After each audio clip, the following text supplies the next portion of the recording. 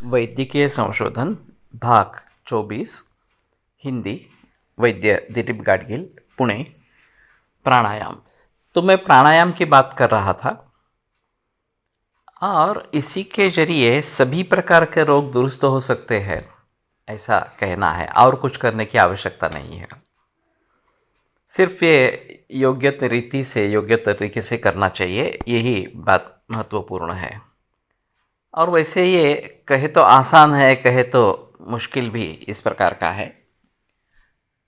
और इसके लिए कुछ खर्च करने की आवश्यकता इस प्रकार की नहीं है।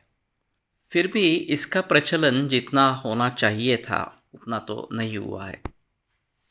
तो ये किस प्रकार से काम करता है ये अगर देखने की कोशिश करेंगे तो काफ़ी दिलचस्प बातें सामने आ जाएगी।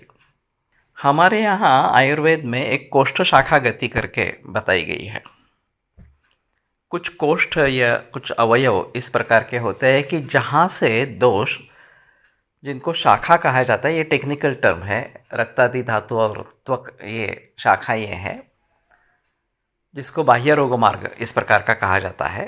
और मर्म अस्थि संधि ये मध्यम रोग मार्ग इस प्रकार का कहा जाता है। तो इन शाखाओं से दोष कोष्ठ से दोष शाखा या मध्यम रोग मार्ग में जाते हैं। वैसे दोषों को अपने प्राकृतिक कार्य करने के लिए पूरे शरीर में जाना आवश्यक होता है। तो प्राकृतिक तरीके से भी दोष कोष्ठ से लेकर शाखा या मध्यम रोग मार्ग में चले जाते हैं और फिर से वहाँ अपने मूल स्थान में वापस आते रहते हैं। तो ये प्रक्रिया निरंतर चलती रहती है, इससे स्वास्थ्य बना रहता है। दूसरी तरफ जब यही दोष बिगड़ जाते हैं तो फिर भी वो इस प्रकार से कोष्ठ से शाखा या मर्मा से संधि में जाते हैं, वहाँ रोगों का निर्माण करते हैं और अगर उनको दुरुस्त करना है तो उनको फिर से कोष्ठ में लाना जरूरी इस प्रकार का होता है और फिर उनका शमन करेंगे, उनका शोधन करेंगे, इस प्रकार की बात कही जाती है। तो कहने का तात्पर्य अर्थ ये है कि दोषों की ये जो कोष्ठ शाखा मर्मा से संधि गति और वहाँ से वापस आना, एक महत्वपूर्ण भूमिका आयुर्वेद में इसकी बताई गई है। हम आधुनिक विज्ञान में जब देखते हैं कि फेफड़ों का मुख्य कार्य किस प्रकार का है, तो उनका जो स्ट्रक्चर है उनमें वायु कोश इस प्रकार के है।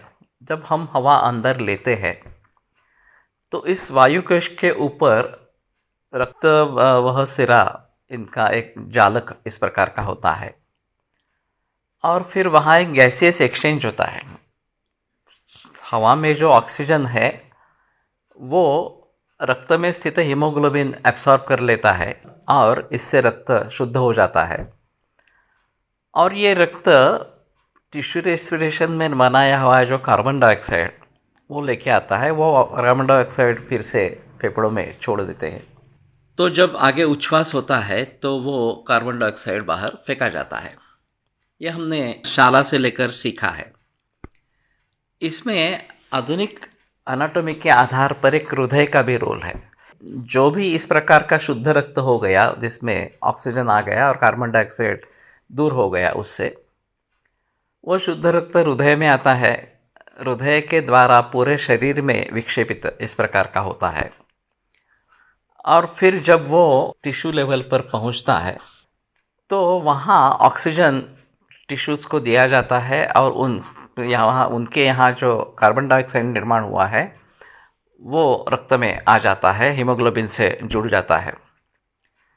फिर ये खून फिर से हृदय में वापस आता है और ये अशुद्ध रक्त फिर फेफड़ों में भेजा जाता है। वहाँ ये कार्बन डाइऑक्साइड वाला जो रक्त है उनमें से कार्बन डाइऑक्साइड निकाल कर फेफड़ों में भेज देते हैं और वहाँ से ऑक्सीजन लेते हैं और फिर ये ऑक्सीजन युक्त रक्त फिर से हृदय में आ जाता है। तो ये हमने तो सीखा है, आगे बढ़ेंगे।